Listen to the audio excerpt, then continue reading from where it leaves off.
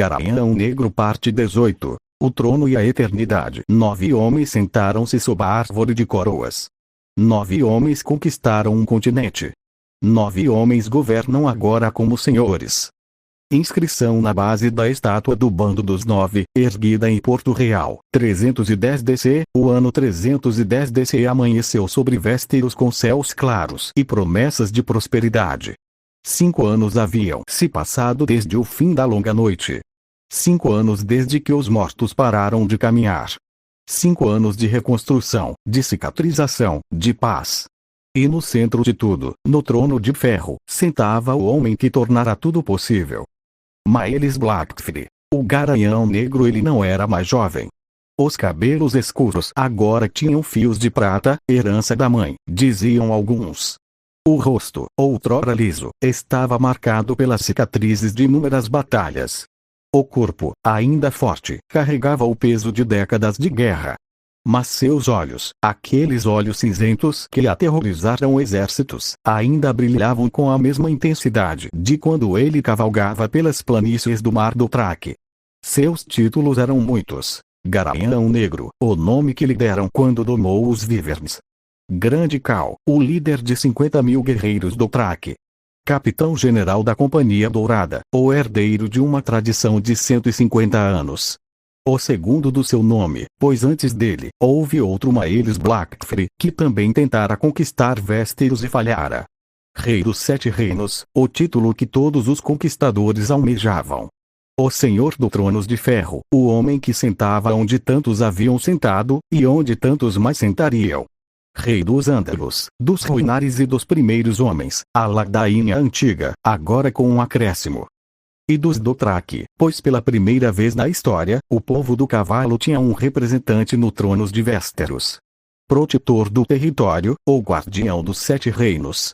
Rei dos degraus e do mar estreito, o senhor das águas que separavam 2 continentes. 9 títulos. 9 conquistas. 9 promessas cumpridas.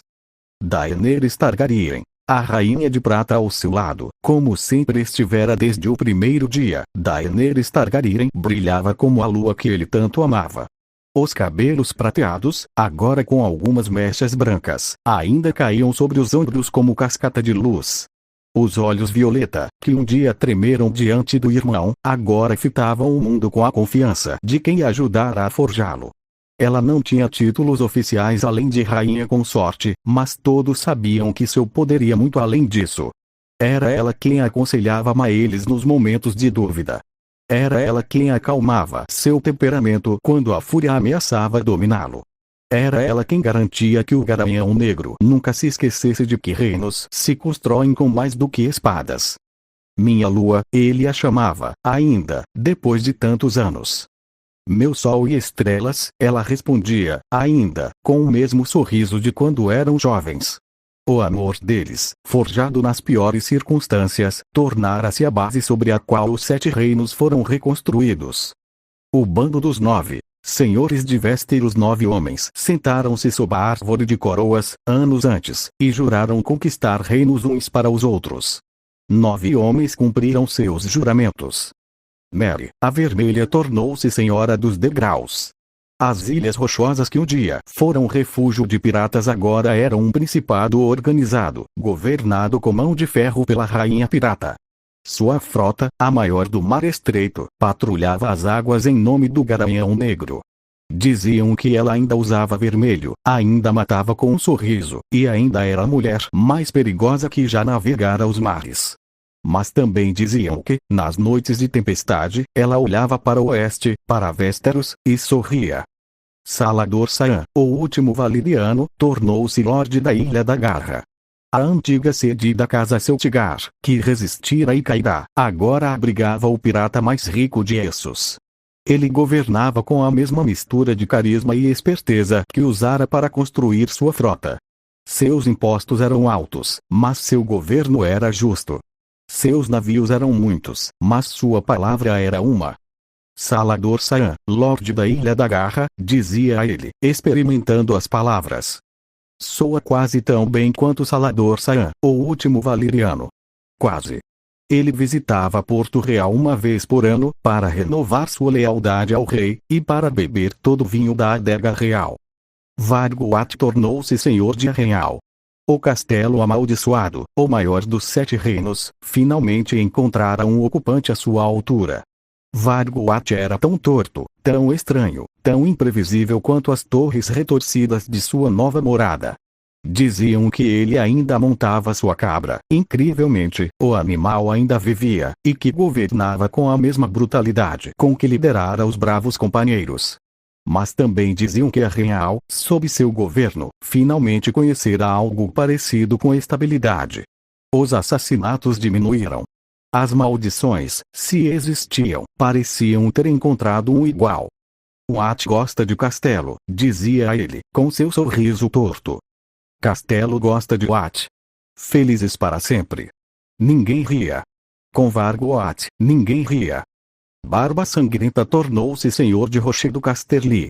A fortaleza dos Lannister, o símbolo do poder do oeste, agora pertencia ao homem mais silencioso do bando dos 9. Ele governava com a mesma discrição com que lutava, poucas palavras, muitas ações. Seus impostos eram justos, sua justiça era rápida, e sua presença era tão intimidante que ninguém ousava desafiá-lo. Diziam que ele ainda não sorria. Diziam que ainda não falava mais do que o necessário. Diziam que, nas raras ocasiões em que visitava Porto Real, os vivernos se aproximavam dele com uma curiosidade respeitosa.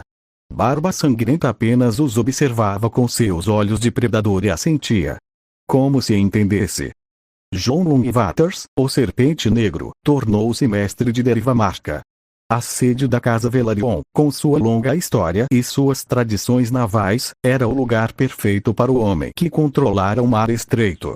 Jon governava com a mesma discrição com que espionava, silencioso, eficiente, invisível. Sua frota, menor que a de Mery ou Salador, era mais bem informada de Westeros. Diziam que ele sabia tudo o que acontecia nos 7 reinos. Diziam que tinha informantes até nos lugares mais improváveis.